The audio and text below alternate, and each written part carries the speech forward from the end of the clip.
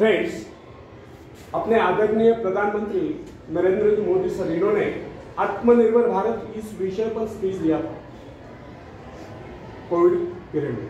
तो आपको पता होगा शायद, तो भारत आत्मनिर्भर कब बनेगा? जब भारत का हर नागरिक, हर युवक, हर युवती आत्मनिर्भर बनेगा, तभी भारत आत्मनिर्भर बन सकता है। और इसी विषय पर मैं बोलने वाला हूं।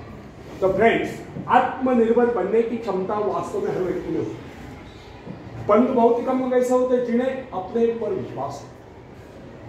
दूसरों का सहारा ढूंढना तो उनकी आदत से बन जाती है। ये बात हमें करनी भूलनी चाहिए कि दूसरों के सहारे चलना तो बड़ा आसान है, किंतु इससे हमारी रही सही शक्ति क्षीण हो जाती है। मस्तिष्क और योग्यता, इनका जितना उपयोग किया जाएगा ये उतने बढ़ेंगे, इनका उतना ही विकास होगा। एक विडंबना है कि अपने आप कुछ करने की बात तो जैसे इन लोगों के मन में आती है।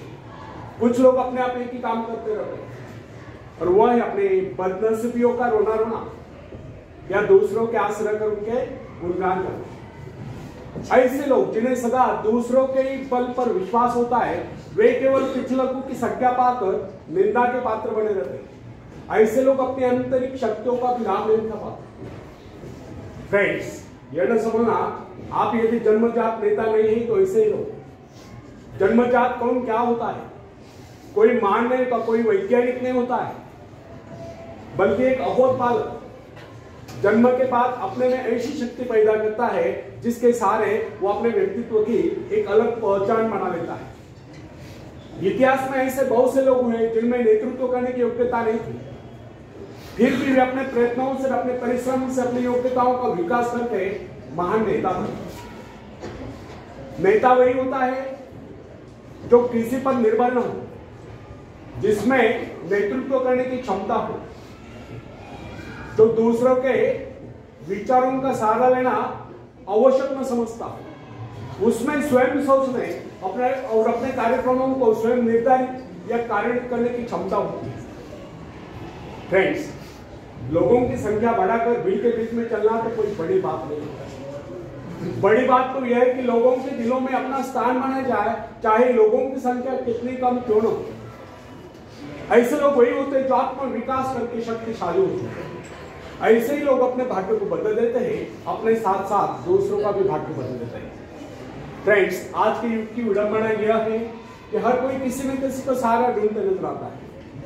किसी को अपने धन का सहारा लेना पड़ता है, किसी को अपने मित्र का, कुछ तो अपने वंश पर ही खुले नहीं समझते। ऐसे तो बहुत ही कम लोग होते हैं जिन्हें अपने ऊपर पूरा विश्वास है। दूसरों की शक्ति पर जीने वालों का एक मनोज्ञान यह भी होता है कि ऐसे लोग सदैव किसी न किसी को दोषी ठहराकर अपना पक्ष बचाने के अवसर ढूंढा करते हैं। वास्तविकता यह है, इस प्रकार की आदत कायर प्रकृति की परिचायक है।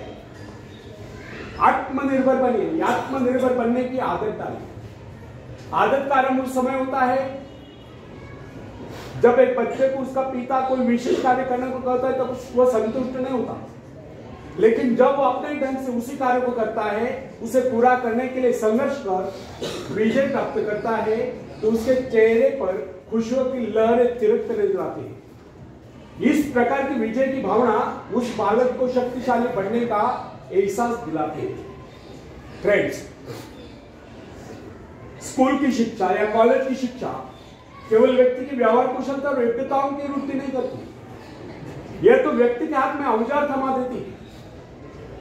इस औजार का सही इस्तेमाल करना आदमी को स्वयं ही सीखना पड़ता है। हेनरी वार्ड बीचर अपने समय का एक महान विचार है। अपने बारे में कथा सुनाया करता था। जब मैं बच्चा था तब मुझे किसी तरह से आत्मविश्वास की शिक्षा दी गई। मुझे ब्लैक बोर्ड के पास भेजा जाता था। मुझ में शंका और संदेह होने का रोग था। मेरे टीचर मुझे बार बार कहते इस पाठ को अवश्य पढ़ेंगे। उनके स्वर में काफी क्रोध हुआ करता था। उनका यही कहना था कि हमें केवल प्रश्नों के उत्तर चाहिए। यद्यपि उन शिक्षकों का यह व्यवहार कठोर ही प्रतीत होता था, किंतु इतने सारे बच्चों को सीधी राह पर लाने के लिए उनका यह व्यवहार उचित ही था। और इस व्यवहार का नतीजा था कि 1 मास से भी कम समय में विधि ने मन मैं उन सभी सवालों के जवाब निकलने लगा जो मुझे सबसे कठिन लगते थे। एक दिन मुझे ब्लैक बोर्ड पर एक सवाल हल करने को कहा गया। जैसे मैंने सवाल हल किया, टीचर बड़े कठोर आंदोलन में बोले बिल्कुल करें। अब मेरे पश्चात उन्होंने किसी दूसरे छात्र को बुलाकर उसी सवाल को हल करने को कहा। उसने उसी तरीके से सवाल हल किया जिस तरीके से मैंने किया था। मेरा उसका जवाब नहीं था। फिर टीचर उसकी पीठ थपथपा कर बोले, शाबाश, तू तो इस सवाल को हल करने में सफल हो गया। अब मुझसे रहने गए, मैंने तुरंत खड़े होकर पूछा, टीचर, यदि इसका मेरा जवाब एक है, सुलझाने का तरीका एक है, फिर आपने मुझे डांट कर गलत क्यों कहा था?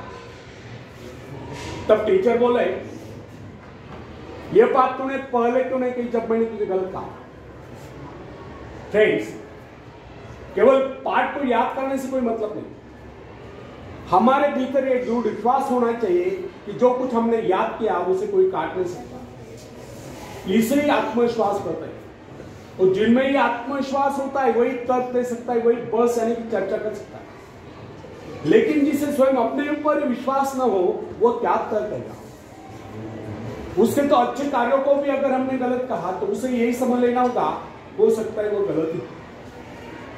फ्रेंड्स, मनुष्य को भ्रम होता है कि अकेले काम करने से अच्छा किसी दूसरों की सहायता लेकर काम करना होता है। लेकिन अपने ऊपर विश्वास करके पूरी लगन से अगर कार्य को किया जाए, उसमें सफल होने की आशा दोगुनी हो जाती है। हर महत्वाकांक्षा का अर्थ होता है अपनी शक्तियों का परीक्षण करना, लेकिन दूसरों की नकल करना। कौन बोल रहा है? क्या प्रॉब्लम? बाद में इधर आ जाओ, आता है। लेकिन दूसरों की नकल करना है, दूसरों पर निर्भर रहने से व्यक्ति में दुर्बलता ही तो आती है। शक्ति तो हमारे स्वयं की मेहनत करने से आती है।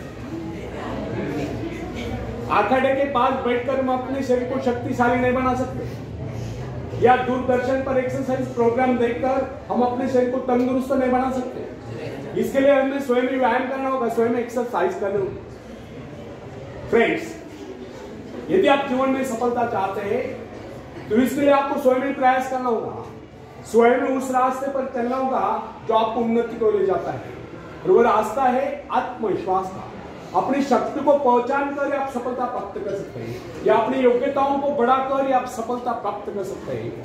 मगर यदि आप ये सोचते हो गए कि संसार में कोई दूसरा व्यक्ति काम करे और सफलता हमें प्राप्त हो, तो भले ऐसा कैसा हो सकता है?